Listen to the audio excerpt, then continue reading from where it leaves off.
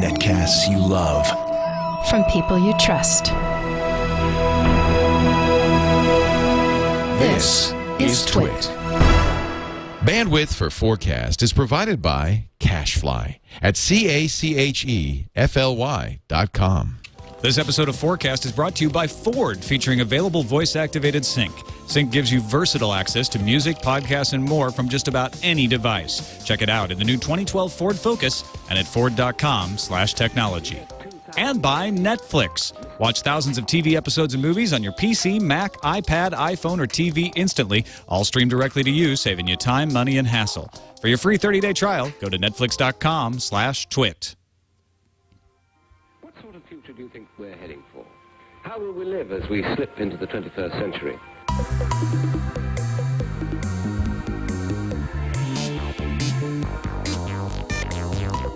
Welcome to FourCast episode 103. I'm Tom Merritt. And I'm Scott Johnson. And Scott, here we are again with two more guests to discuss the future. How are you feeling? You ready? You excited? I think I am ready. I've never felt like the number 103 had more meaning in my life than it does right now, Tom. Wow. That's incredible. I'll have to look up what kind of other meanings it might have had for you. It has none. Soon. There's none. But let's welcome our guests. Joining us, we were hoping to have him on last week, and instead he had to bow out. But we had the chat room on last week, which was really fun. But we're very glad to have Allyn Malventano of PC Per Podcast, storage expert at PCPer.com. Welcome, Allyn. Thanks for making time for us. Thanks. Good to be here. Good to have you. Also joining us after his long campaign to be on the show, voted in by the people, Justin Jackson, snarky science opinionologist, extroverted existentialist, and co-host of This Week in Science, one of my favorite podcasts of all time. Justin, great to have you on the show. Thank you. Thank you. And I actually had the pleasure of co-hosting This Week in Science with Justin once. It was a blast. Yeah, that's a fun show. It is. You guys do a great job with that, and you have forever. How long have you been doing This Week in Science? I've only been there since 2005, but it is only for 6 years. 11 or 12 years old now. Yeah, it's been going since before podcasting. Yeah. Oh yeah. It's crazy, but that's the past. We're here to talk about the future. Let's start off with a prediction from one of our listeners. Mike in the chat room sent along this prediction. He said, "Here's my possibly crazy-ass prediction. In the near future, the present-day internet will be entirely wireless and available everywhere without interruption.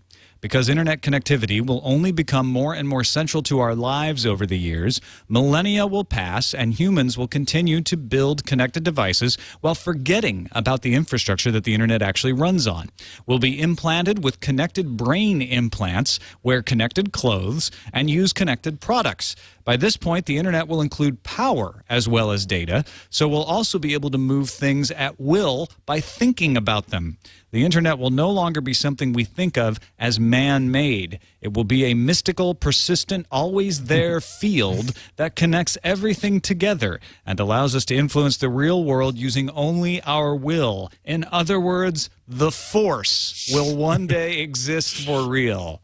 All right, I love this prediction because for two reasons. One, it's fantastic and crazy and science fiction-y, and I love that. But also, I think it's actually fairly accurate. I think that we will see a day where we're doing this. I think there's no reason to think that it will become or won't become more of a commodity, the kind of commodity that we take for granted now in power. Of course, there's still some sort of, infrastructure for that, and that's running somewhere, and someone has to run it. But in the future, who knows how many efficient ways we'll figure out to make things redundant so that running this infrastructure is less and less of a need for a corporation or a government to do, and it becomes more and more self-aware or more self-sustaining to the degree that we could literally be moving stuff around. Now, I don't see it in mystical ways. I see it in practical ways. It's like, well, shoot, it's 3. If I don't move my car, because I'm not leaving until 5, I'm here in San Francisco or whatever, I got to move my car. I'm going to pay more if I don't move it now than if I move it later. So you just think it, and the car will just pick up, move to another open spot. That kind of stuff seems wildly efficient to me, and I look forward to it. I love the way he slowly brought us along, where it's like, it's all making sense. Like, oh, yeah, wireless infrastructure, sure. And then somehow we're able to figure out wireless power, and we put that in there, and then eventually we have the Force. Nice lead up. Honestly, it's just it's one of those fantastic ideas that I think will probably happen. Allyn, do you have a take on a world with nothing but connected internet all around us everywhere? Following along with that one, as soon as they said power, all I could think was, well, they better have advancements in cancer research by then. If you're going to be basking in this field of every 1 and 0 and power floating around everywhere, yeah. So that would be pretty cool. But I like how you went into this car thing, even though if we're probably out that far, you're not going to have to worry about moving your car. I was thinking the same thing, Allyn. Yeah. Like, why would It won't be even leaving your house. You're just going to go. There's going to be they're going to be like those rent-a-bike things. You're just going to go, and they're just going to be like you jump in something, and it's just going to take you there. You're just going to float. Yeah, yeah, at high speed. Yeah. On the high speed floating internet little wave. You'll just like lean back on the take a little like concert ride or something. Yeah. Why not? Justin, any sufficiently advanced science or technology is indistinguishable from magic? This could happen. Yeah, actually, well, I think he nailed it with the part that the future will take it for granted, because I was messing with my son, who was 7 years old at the time, and controlling the radio on a car we rented on the back of the steering wheel. And I was telling him, wave your hand like this to change the channel. And he did it, and I changed the channel. So, okay, make the volume go up and down. So he'd wave his hand up and down in front of the thing, and I'd make the volume go up or down. And he just goes, neat. You're like, wait, dude. This is something, this magic car thing. He's like, he's got a Wii. He's used to everything being wireless and being able to do stuff and the Connect and all that kind of thing now. So he's, no big deal. Yeah. Of course you'll be able to do that. What was it just years ago? B&O came out with that CD player, a little home entertainment CD player unit, real expensive thing. You'd wave your hand in front of it and the door would slide open so you can get to your CD. Yeah. Remember those things? Right. Yeah, exactly. It's that's the precursor of what we're talking about here. Right. Although this did infringe on my 10-year prediction, which was that the internet becomes sentient but tells no one. Keeps it to itself. Well, it could have already Keeps happened. it to itself. Yeah. No. All right, thank you, Mike Lipson, for sending that along. Anybody can send us their predictions. Just email them to fourcastpodcast@gmail.com. When we had the chat room on as the guest last week, we did get a lot of people whose predictions didn't get read because we had more than we could read, who sent them along by email. That's a great thing to do. You can basically be on the show any week. Just give us an email, fourcastpodcast@gmail.com, or even post them on our blog, fourcastpodcast.com. Let's get into the predicting with our short-term predictions, and Allyn will start with you. We'll go alphabetical order by first name. These are things you think will happen sooner rather than later. What's your short-term prediction for us? So we're just going a couple of years here, I would imagine, right? Yeah, just a few years. We like to put a hard number, but it's near terms. Yeah, we're definitely going to live to see this, unless barring some horrible accident. I'm going to keep this within my my realm, which is the whole storage thing. So I'm always dealing with things that store bits, right? So within a couple of years, hopefully that whole hard drive debacle going on with flooding in Thailand will be over, and people will start using those again. But I think solid state's really going to catch on to the point where people like hard drive's going to be sort of like that thing that you're like, what? 8-track? Huh? Yeah, magnetic drives are going to be like 8-tracks. I like that. You had to spin this thing in the computer to do that? That's what the fan is for, I thought. How primitive. Yeah, so that's where I'm going with that. And then all these advancements in solid state are just going to start trickling down. Like, flash drives are going to get smaller and have more capacity and that sort of thing. Nothing real crazy, way out there like implant kind of stuff. At least not yet. We're not there. Not in the near term. Hopefully, the future of solid state means that they'll also improve efficiency and also, of course, costs come down. But the efficiency thing concerns me a little. We saw some. I don't know how. This wasn't that long ago, and Tom, you may remember this, but there was. Somebody did a study, and I hate when people do that when they don't have an actual reference, but there was some study that showed that in terms of lifespan, that they really weren't that different from a spinning plate drive, that they were just sort of in the same realm. So they if one lasted 30 days on average, just to give a number out there, another one lasted 30 days. How efficient do we have to be at this stuff before we can feel good about that? Like, I remember being a little downtrodden. I heard that one. Well, then what's the point of my solid-state drive except that it's cool and fast if it's not going to last any longer than my crappy spinning drives? And that's a real concern, That's true. But I've had a lot of people bring that up to me. And the counter to that is, think about hard drives when they were in this level of infancy that solid-state is. right? Just a few years into it, first of all, they were enormous, right? And they only held like a tiny bit of data, and they would fail all the time. Yeah, like 10 megabyte drives were huge and expensive. Right, yeah. 10 meg was huge. And so to consider this level of like where they are coming along the line since their actual catch on and, to become viable for consumers, it's really not all the way there yet. And some of those numbers have been a little bit tainted because not abnormally, but just because there's been some bad batches have come out there. There's been some of the components have been a little bit, not where they really need to be, like some things that shouldn't have been released. So it sort of gives them a little bit of a bad name. But we're getting past a lot of that pretty quick.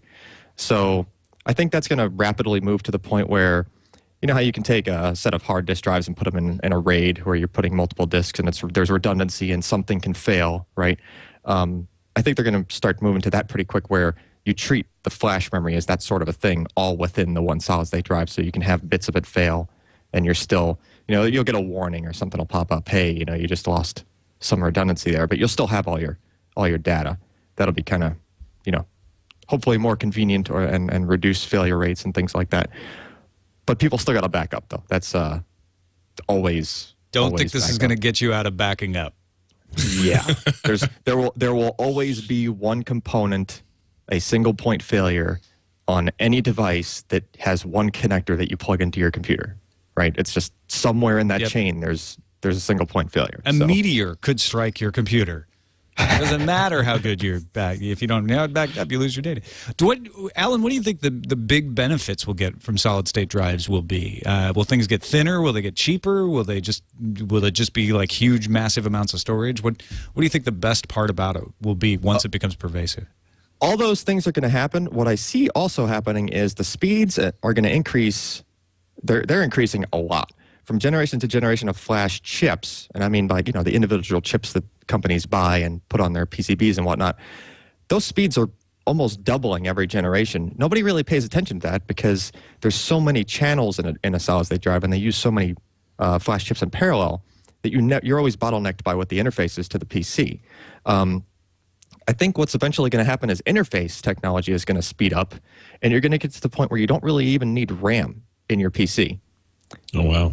So you think about it. We're already getting really close. You kind of blew my mind there. Right. It really will get there if the technology gets good enough where you're not so worried about where, right? Because that's the typical thing where RAM in your PC, random access, okay, that's not going to wear out because it's just designed that way. Solid state gets good enough, you're not even going to think about it, right? If you have that much storage and there's wear leveling to keep that stuff, evening out the load, you're not just burning out one spot.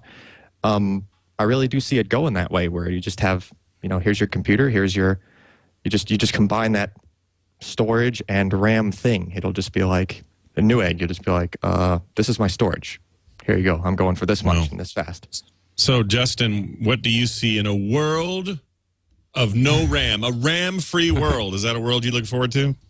I don't actually know what that means exactly. However, I would add to this. I don't know that we're actually going to need hard drives on the computer in the not too distant future. We're a few years away from having commercial access to 100 gigabyte per second internet speeds, and I don't know how much will even be required to store locally. I mean, these drives will have to be somewhere, but I don't know that we'll have to have them on our personal computers in the future. We have to have some amount of caching or something, but I see what you're saying. We don't need be like so these big terabyte drives around.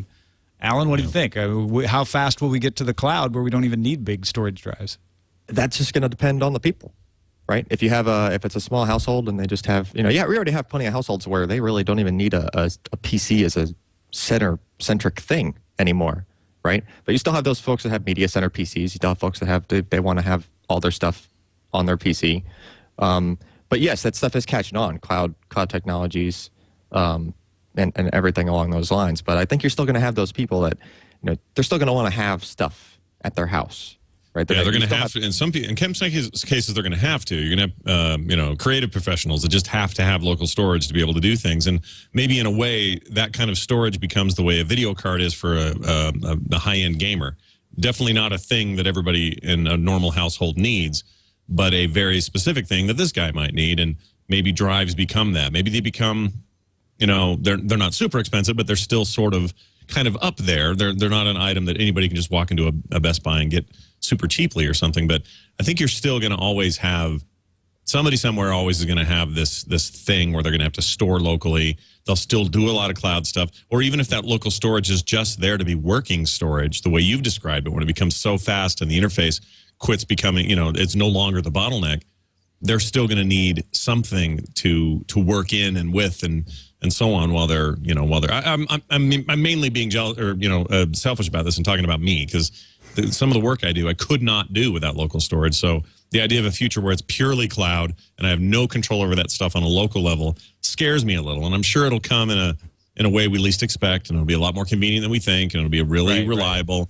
You never know until you get there. There are things I'm doing now that I can't, 10 years ago I would have gone, no way I'm using Steam, or there's no way I'm, these other services. Cloud stuff would have sounded crazy 10 years ago to me. Yeah, who would ever, Scott, for instance, who would ever not keep their money in their house? Who would just trust it to some other organization exactly. to hold it for them? That's your money, right?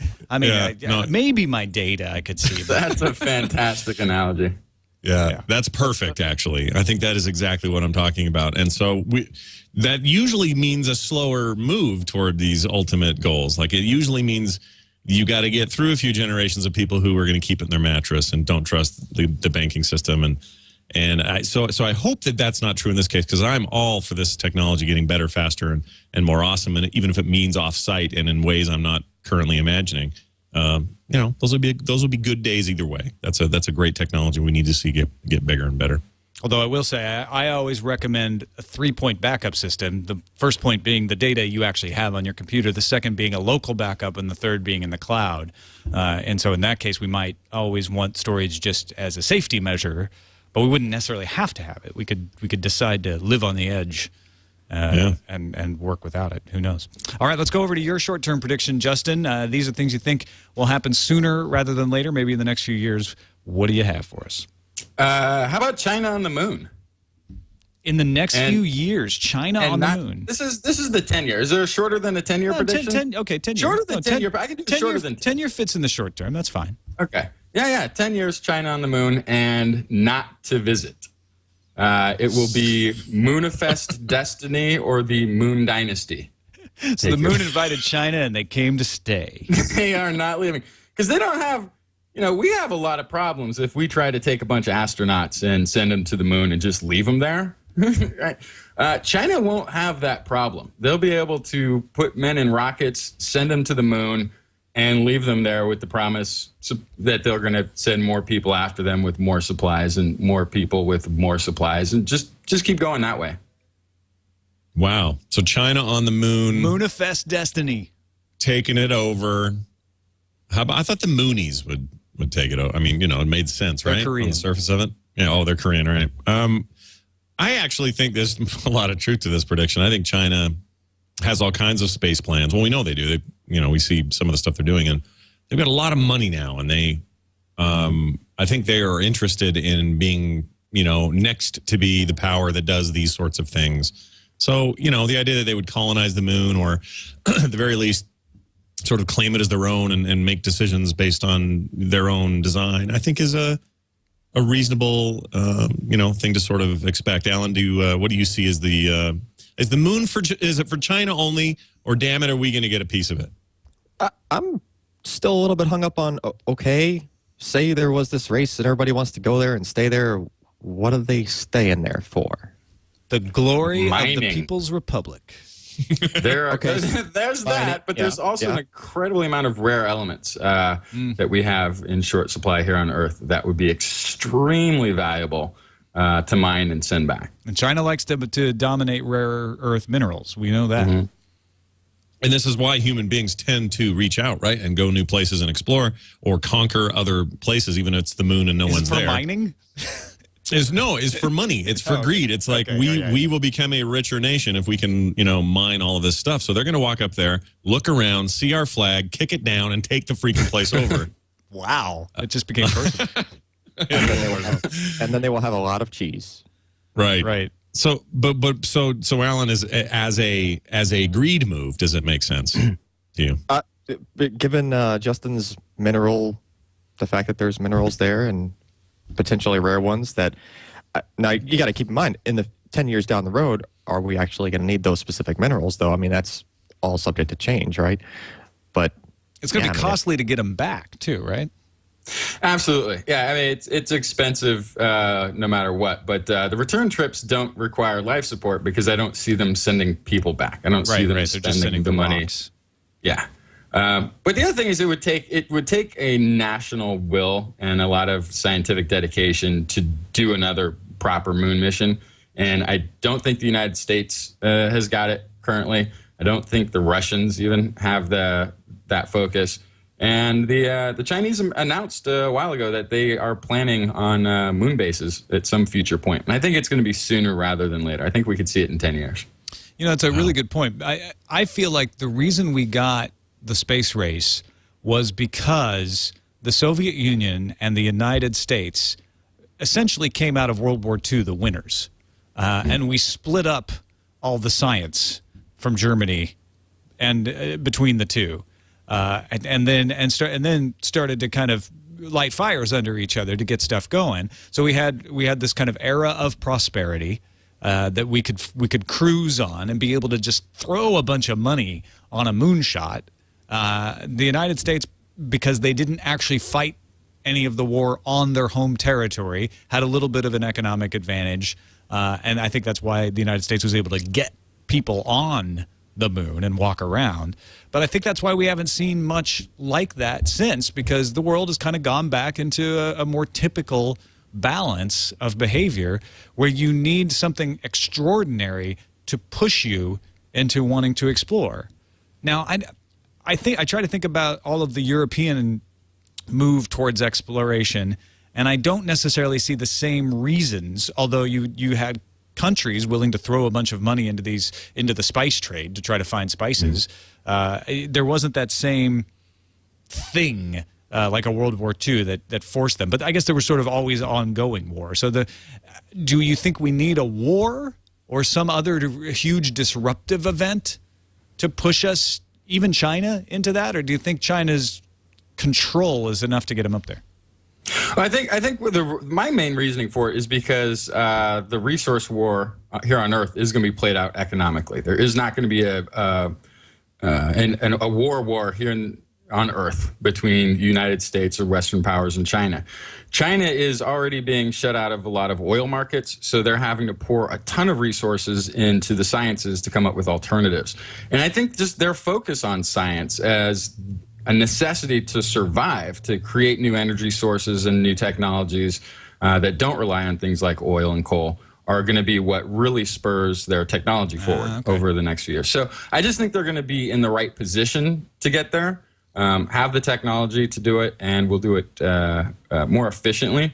There's no privatized companies who are going to be profiting off the next generation of space exploration in China. And our best hopes, the other side of this too, though, is they'll probably get there first with a moon base of people, but we're going to be there with robots. Yeah, I left that part out. We're not going to send people into space anymore. We will send robots though, so we'll be doing just as much exploration of the moon. But we won't have human beings there. And in their fight with the Chinese moon base, they will learn how to rise up above us, come back, and wipe us all out. This is very possible. Yes, this might be the breeding ground of the future world robot domination. Might be where it all starts. All right, good. Well, we have 10 years. I always thought it would be Japan, Tom. I just want to get that out of my system. Yeah. I always thought Japan would be the moon base people. I really did. They'll probably have one of the early robot moon bases, though. They got all the robots over there. A bunch of Asimos running around the moon. Honda's colony on the moon. Now, if you've bought a piece of property on the moon from those people who sell titles, will you be able to charge China rent? Oh, man. Yes. I want to see that one fought out in court.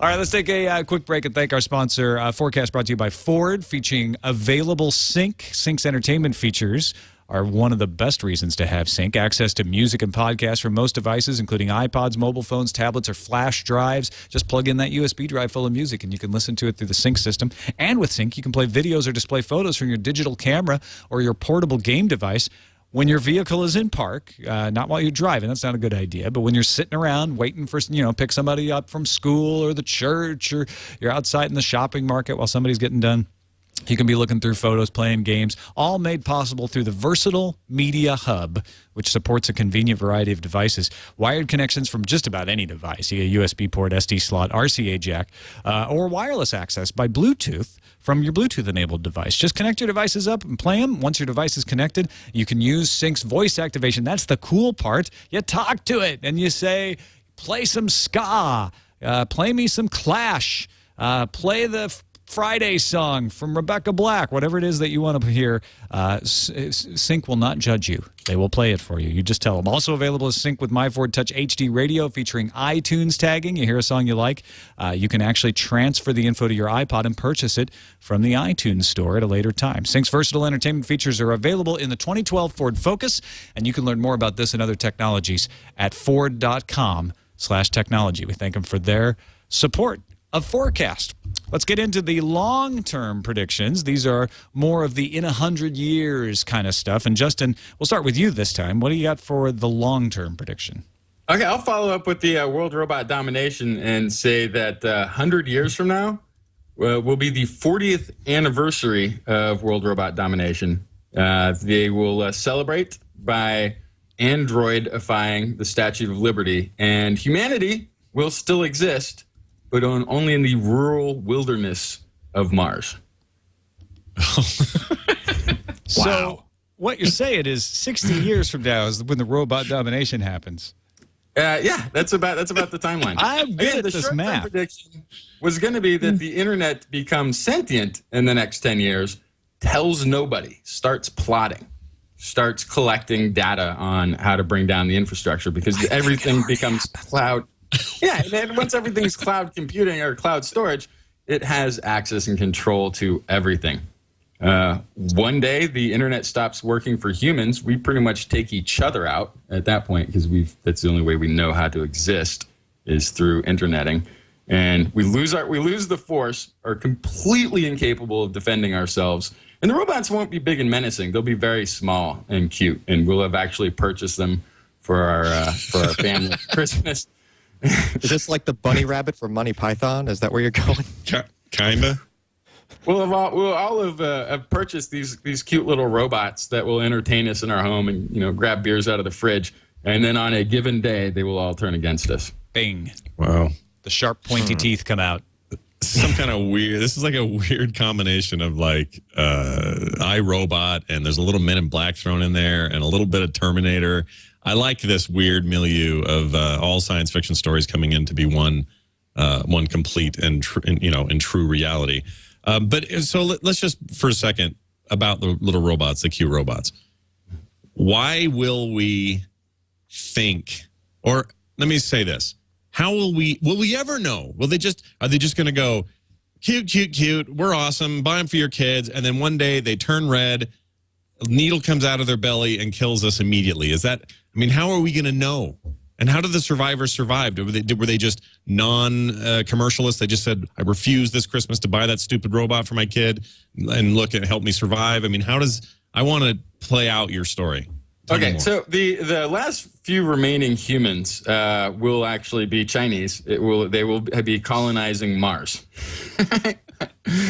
They'll be sent there on a mining mission to Mars. They've moved on from truly the moon. make it the red planet. All right. Right. And so that's the only reason there's humans left. The rest of us, will be destroyed. There will be no warning. There's going to be no way to get warning. The entire informational system upon which that force in the future, upon which we all rely to do things, to have our cars moved for us, to do everything through the completely wireless, invisible internet connectivity, will have been co-opted long, long ago. And so everything that we've put in our control through that medium, through that digital medium, will now be in the hands of our robot oppressors. So wait, can we just go back? I heard you say something about the Statue of Liberty being androidized or something. And just to celebrate, it's a 40th anniversary. Okay. They're looking to celebrate. It's like, what are we gonna do now? Oh, let's turn that statue. I've always thought that thing should talk. Like a lot of times too, it's really confusing because as good as artificial intelligence is, a lot of androids have stopped and chatted the big lady and gotten nothing back, and so they finally decided to do something about it. All right. I've seen Ghostbusters too. This can't go well. Yeah. Sorry, Tom. Yeah, I was just going to say that. Allyn, I have but one question, and you can react in any way you want, but I have but one question to put to you for sure. Will the robots be running solid-state drives? Oh, of course. Yes. There's no doubt there. But I know that Justin and I are probably going to go into business 40 years from now creating a holy hand grenade business for when that happens. But, you know. So we should stop the solid-state drive thing now before it's too late. Yes. Yeah. Yes. It's back to spinning rust for all of you. All right. Because then we can demagnetize all the robots. Let's move on to your long-term prediction, Allyn. The more of the flying car sort of thing, longer term. What do you see down the road?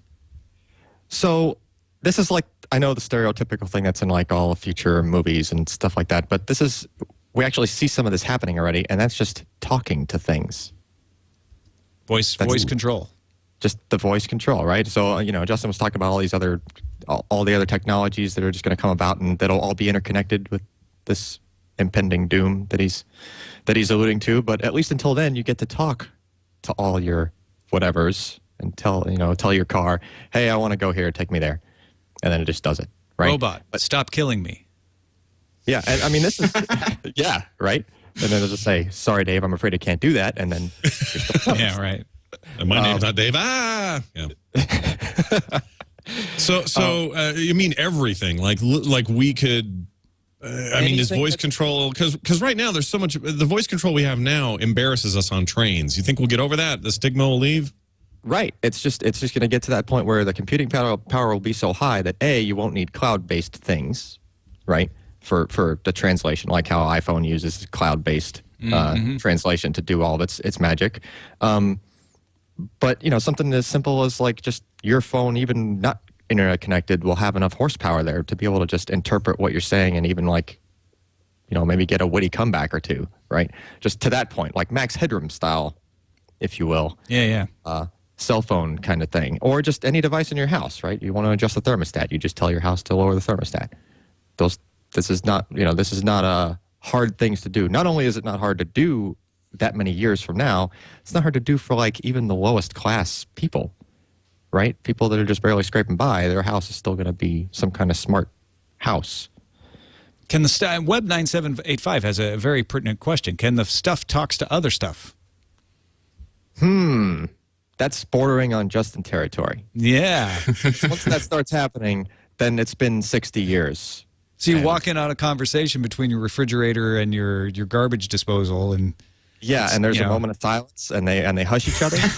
Awkward. What Yeah. are you guys talking about? Just reordering the carrots, sir. You're talking about me again, aren't you? Guys. I think you're right about the voice control becoming just a normal way we do business. And regarding Scott's question, we are going to be the old men, and I mean Scott and I, because you guys are ageless, but we're going to be the old men who sit there and be like, it's rude talking to your devices in public like that. But it's just everybody else is going to be like, Grandpa, go ahead and die. Come on, this is the way things are these days. Everybody talks to everything. That's just what we do. Yeah, I mean, there's something there's some truth in that. I also think that it's just the way we're set up now. Like nobody has a room full of, well, I guess people talk on the phone all the time. It just seems like it'd be weird that instead of a lot of quiet and hearing a lot of keyboards going, instead you'd hear a lot of computer dictate the following blah, blah, blah. And just, we'd have to change the way we have workspace, and nothing's private anymore. You can't quickly shoot off a text message to your wife or something without saying it. Or I guess maybe you could. See, I guess that's where I'm going to come down on this. I think you're right that more and more voice activation will be integrated into our lives. I think that is absolutely true. But I think we will always have another way to input data. I think we'll always have a quiet, let me just tack this out because I'm bored in a wedding way of texting my friend instead of having to wait and go out and say something into the phone. We may still prefer to say it later, but if we need to get something off, we can just do it in some traditional way. So it'll be a weird hybrid. They'll probably just change places, right? Because now, like, Siri is something we play with just for fun and tell it to where we want to hide a dead body, right? Right. But it'll just sort of flip, right? It'll be like, oh, how quaint, you're using the keyboard on your cell phone. Wow, Yeah. look at you. Oh, Mr. Retro over there. Yeah, you got a keyboard on that. Wow, I didn't even know they still made those Why don't you use a quill pen while you're at it? Justin, what do you think? Is this going to become the socially acceptable practice to just talk to your device? I really hope not. I really hope not. I don't want to hear people talking their minutia of their text messages out loud. I really don't want to hear that walking down the street. That's going to be totally annoying. But or in a stall in a bathroom or something, right? You don't want to be in a my goodness. Yeah. Think about that. I like the fact that it's quiet and that I don't have to hear it. It's actually much preferable than hearing people walk around talking on their cell phones. The only thing is, the only interaction I've really had with voice-controlled stuff has been in vehicles and sort of the voice-activated dialing or GPS. And one of the most horrible things I've witnessed was this poor couple from Brooklyn that were really trying to use their voice-activated Bluetooth to make a phone call, and are in, like Qual Chwali, like dialing Shauna, like that. The recognition, which I'm sure is going to advance and get better, and already has learning systems in it. But it could be. I could see trouble. I could see trouble. I'd forgotten until just this second when you were talking. This could be the solution. Is there's already technology that's working on recognizing the words you're mouthing. It's essentially lip reading, machine lip reading, so that you don't actually have to speak out loud for the device to tell what you're saying. So, Allyn, do you think that could work out where you just, instead of hearing a bunch of people talk, you just see a lot of people out there going, You'd name your phone, the service would be called Millie or Vanilli, and you just like mouth at it. Is that your idea? All right. Well, no, I mean, that far out, you might even start bordering on, I think the speech thing might very well be a couple of decades tops, right? So if you're going 100 years out, you might not even need to talk anymore, Yeah, you could just think You could just think it. We may skip right over that. You're right. All right, let's move on to our crazy-ass prediction. One really far out there forecast. Lay it on us, Allyn. What do you got for us? So really, really far out there, beyond 100 years? Yeah, it doesn't even matter. Time frame doesn't make a difference. Just your craziest prediction. The population remaining on Mars from Justin's future thing. So you've got androids living on Earth, and they're all last happy, of the Chinese. and they're dancing with the Statue of Liberty and stuff like that. And so the last of the folks that are on Mars just bust out into all-out Highlander-style genocide. There can be only one. That's it. It's only one guy left. Does that include the "you can't die unless your head's cut off" bit? Yes. Is that part of that? Okay. Yes, right. Absolutely. Sweet. I'm in. That's the technology they've gained. Yes. By then, that would be the only way to kill the people off. Well, think about it. If we mutated, I like your prediction, by the way, because I'm a big fan of the lore of the Highlander series. What little lore there is, but the idea that we would mutate at some point where we would all have the ability to live forever, lest our head be cut off. I think the world would turn to a very medieval sort of barbaric way of living and thinking and doing, because now your competition is permanent. People that threaten you are permanent, unless you do this one thing that we've that we've proven can kill immortals, and there's something about that. I mean, in Highlander, everyone's not immortal. It's a select finite number of people. But in a world where everyone's immortal unless you're hacking heads off, and none of us age, that becomes life. It's today I survived because my head wasn't hacked off, but tomorrow I may die with my head hacked off, and that is really, it's boiled down to those pure ingredients. So there's something very raw and interesting about that for me, for some reason. Or maybe I'm weird. Hence the phrase, sometimes you hack a head off, sometimes they hack your head off. Sometimes I don't. You know that old phrase. Well, yeah, I have a question for you, Allyn, because I feel like usually in a situation like Mars, you know, we're the last of the people, and you're fighting against the elements. It would cause people to band together because you rely on each other for so much. So, what is it that drives people to this genocide? What is it that says, you know what, we don't care if we need to rely on each other to survive? Where I can survive on my own. Is it a technology that or a madness, or what is it? I just think everybody would, all that stuff like survivability stuff, everyone's just going to take for granted by then. They're not going to have to worry. Right, because we don't need anybody else to survive. Yeah, you don't have to worry. Yeah, there's technology taking care of all that stuff. All you got is just bored people living forever and wondering what the heck they're going to do with their day. Oh, hey, let's kill everybody else. Johnny over here. Yeah. And then they just do it. Justin, you think that's what's going to happen? I think if we get to the point where we can live forever, I have a feeling we're still going to continue to look older and older. So my side prediction of that would be that sometime in that future, the aesthetics of beauty changes to a more wrinkly form. Yeah, I can see that, actually. I really could. I mean, you look back at previous periods of what was considered beauty, and we're like, really? Wow, you liked a lot of fat people back then. That's odd. Yeah, my God, how can you be attracted to them? They have no wrinkles. Yeah, exactly. So that just becomes the new norm. They look back on they're skinny, smooth people. What's wrong with them? I even have a more kind of a more recent example. I was watching some old crappy thing on Netflix, and I noticed that every dude in the 40s and 50s, if they were some sort of Hollywood hunk doing a movie, they'd have their shirts off, and they had that weird barrel chest thing going on.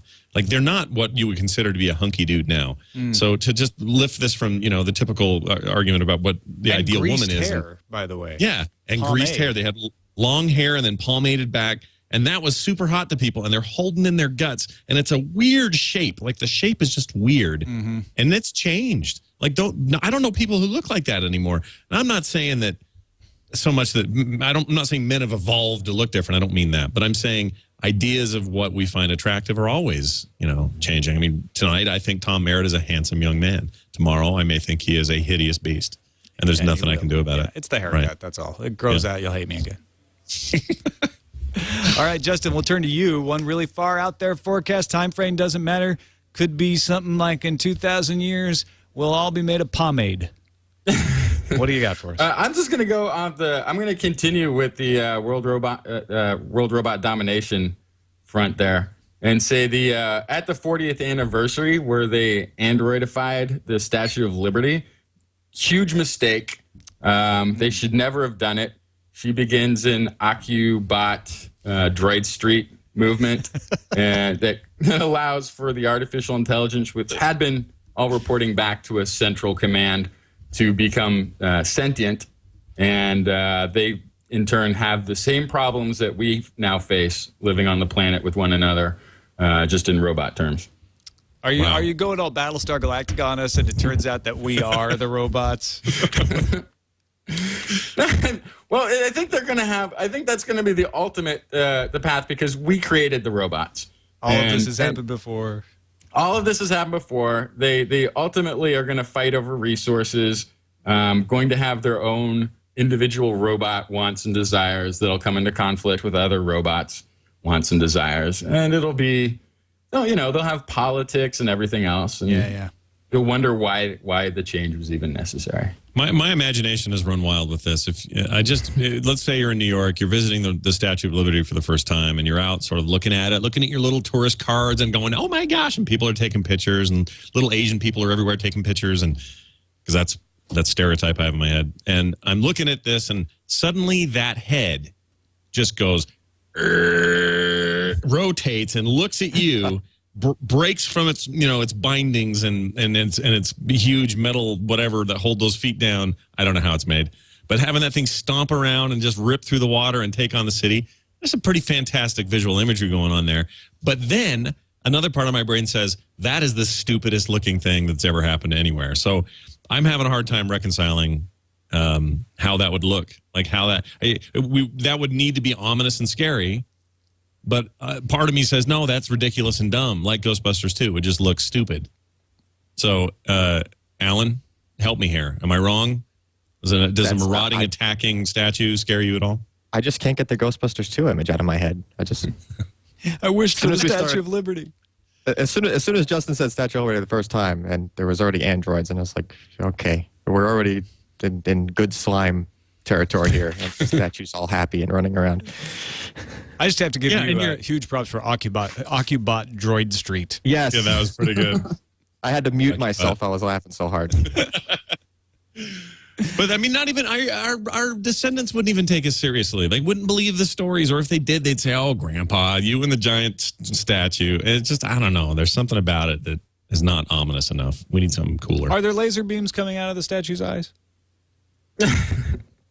I suppose you could add a couple of laser beams. Yeah. And I like if a robot's gonna go wild on a public, I just prefer they do it with good old fashioned stomping. Right. Well, and she is French, so you just got to threaten her pension benefits, and she'll go on strike and start protesting. Which may be how that whole protest gets started. Yeah.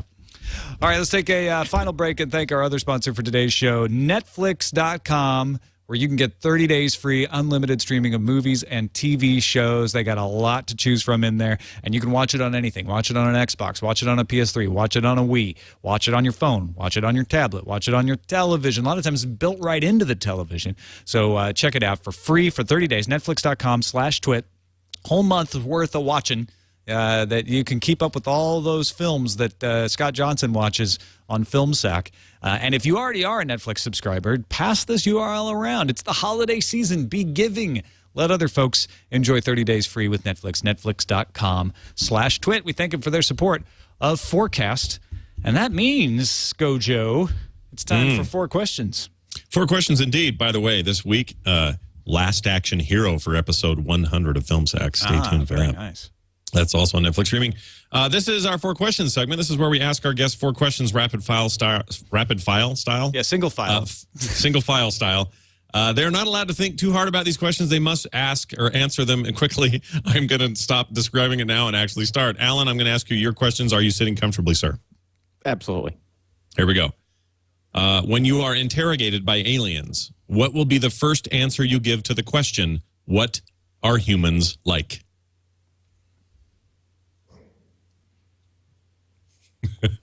I got nothing. Literally. I just like You should say people.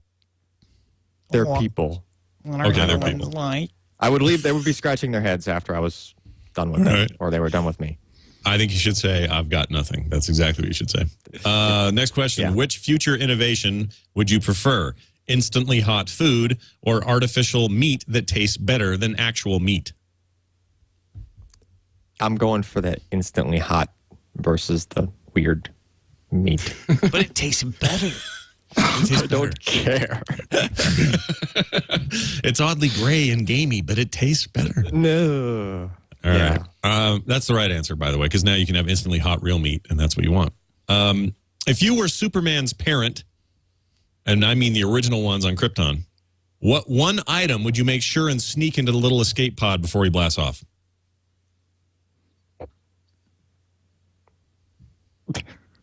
Box of condoms is not correct, by the way. I'd give him a little note that like told him where to find all that stuff, so he didn't have to just stumble upon it throughout all the movies. Correct Tell her, answer. look, you're Superman. Yeah, kid, here, take this crystal, stick it in this thing over there. You're good. The rest will That be is- over there. That's the perfect answer. And finally, if you could choose your own superhuman mutation from a list that a doctor could grant to you, what would it be? Ooh, that's a good one. It's almost like what superpower do you want, but I Yeah, like yeah. phrasing it this way. Superhuman mutation. Run faster than cars. Nice. But not too fast, not jets, not trains. No. I don't want too many bugs in my teeth. Yeah, right. Smart man. Well, congratulations. You have passed the terrible gauntlet that is known as 4 questions. Tom, I hand the torch to you, sir. All right. Justin Jackson, are you sitting comfortably, sir? Yes, I am. Good. Then we will begin. Question number 1. Will the brain ever be replicated? And if so, would people become infinitely copyable? Ooh, yeah, absolutely. So, And it'll be totally annoying. and so yeah, we'll just be able to like, there'll be a big piracy trade of people's brains then. Oh, sure. Yeah, you'll be able to download anybody's brain into your own personal Android. And it will, yeah. And people will start by doing this on themselves, thinking that, I can stay home. My Android self can go to work and do my job for me. But the Android self is going to be thinking exactly like you do and will demand that you go to work while it stays home. So it's going to be... Yeah, and then you both copy it to a third Android who does thinking, the same okay, thing. we'll agree. Yeah, we'll agree. We got to get a third one of us in here. We'll send that one, and then we can both go do it. And it just escalates. And that's the end of society. All right. Yeah.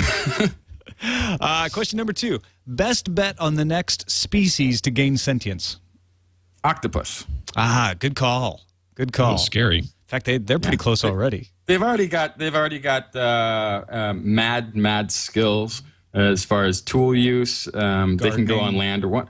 Yeah, they're pretty intelligent. They recognize themselves. They play. They recognize others. Their environment that they find habitable is going to expand under global warming. Their one major failing, which may have been what's been holding them back, Poetry. is they go insane and die after they have sex. Well, it's not that different from us. Nope. Sort of an ender. Yeah, it does hurt the viability. Yeah. It makes dating a whole different game. Yeah. If they can learn how to hijack that system so they can, survive it, then they'll be good. But, they're the most well-positioned. All right, question number 3. Will we make contact with other intelligent life outside our planet? And if so, when? Ooh, yes. We won't, but again, every question I'm going back to robots. Basically, our first contact with an alien intelligence is going to come when we've sent a probe outside of our solar system in some 20, 30, 40,000, maybe 100,000, 200,000, maybe 1 million years into the future. It passes a droid that's a probe that's coming the other direction from some other long dead extinct race, and they beep at each other and recognize each other for a moment. Voyager and whatever else, just like beep. They fist bump. Beep at each other in the darkness of space, and that's the first contact. That's sad. I'm going to cry now. Question number 4. How long will beer be part of human culture?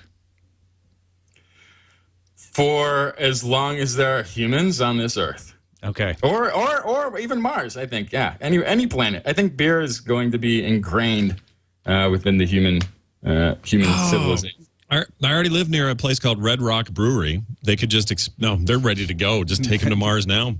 Planning for the future. This is whenever everybody's talking about the apocalyptic times, like what would your skill set for surviving a zombie apocalypse or some sort of off-grid future wilderness survival? I don't know how to really cook. I don't hunt. I don't have any of those, but I do know how to make beer, which has got me on the list for every survival group that's ever propositioned that question at me. Yep. You know how to make beer? Okay, you're coming. You're in. Yeah. You're in. All right, that's it for 4 questions, and that is it for the show. Thank you both for being on FourCast today. It's been great to have you along. Justin, Jackson, This Week in Science, of course. Let folks know where they can find you online and all that good stuff. At Jacksonfly on Twitter, and there is a book called OME, O-M-E, that just got put out on the Kindle. There's a Kindle version of the book. Ooh, OME's on Kindle now. It's on Kindle now, and it has been re-edited, so it should be error-free. All right. That's a challenge to this audience, right? Yeah, gotta be careful of that. But cool. So check it out. Check out OME. It's good stuff. Allyn, thank you so much for being on the show as well, and let folks know not just about PC Perspective and where they can find that, but anything else you got going on online. I'm not real crazy on the Twitter or anything like that. I'm at Malventano on there, but I don't know how long it's been since I posted something there. October 30th, you retweeted something. Yeah, that's a long time ago. I need to get back into that. Probably the most referenced thing associated with me is just this thing called the SSD decoder on the PC Per website. So I do storage reviews for PC Per, and SSD decoder is just pcper.com/SSD. So it's a huge list of if you're trying to shop for a solid state drive, and That's great. you can't decipher what name because everybody has to have their little catchy name, right? And there's all these rebrands. So I just cut through all that and said, look, here's the controllers, here's all the brand names that correspond to this, and people, it's handy for Christmas, especially now. Yeah. People are doing their shopping. So yeah, then you could just look at the review, figure out which one you want, what kind of performance you want, and then go to the list and pick And buy it. I wish I would have been thinking about looking at that earlier today. I bought an external drive for my brother for Christmas. And External? Yeah, it's a magnetic drive, not an SSD, so this wouldn't have helped me actually. But, not on the list. yeah. But I should have asked you anyway. All right. Anytime. That's it for this edition of FourCast. Scott Johnson, last words, last things to talk about before we go. Final words from me. You know what? I'm just going to say this. This week is an important week to players or potential players of the newly launching game, Star Wars: The Old Republic. And I just want to mention that our new show on the Frog Pants Network, The Instance, the Tour Edition show, is doing really, really well, and people should go check it out. Episode 3 airs on Thursday. By then, many will have already started playing this game. I suggest you check it out, and more great shows like that at frogpants.com. It's almost as good as the Cantina Band. I would say it's almost better than the Cantina. I'm just kidding. Only I problem love with those the guys. Instance Tour is that you haven't had me on. I know. We have a rotating third guest chair, and we had Adam from Cantina Band on last episode, and he was fantastic. The only reason I say that, I was just on the last episode of Cantina Band. It was awesome. It was really fun being with him and Brian. So do check out the Instance Tour, and do check out forecastpodcast.com. Leave some comments. Send us some email. Forecastpodcast@gmail.com is our email address. We will see you next time on the next Forecast. Thanks, everybody. Bye. Bye. Thank you. See ya. But it's only 32 years away. Way. Great guess. You guys are awesome. Yes, thank you both. Thank you. Apologies again for last week's shenanigans. Oh, no, not a problem at all. No need to apologize. Great that we got you on this time. Awesome, man. It was a fun experiment in what to do if that ever happens. So it wasn't all bad. We learned. True. Yeah. Yeah, chat room loved it.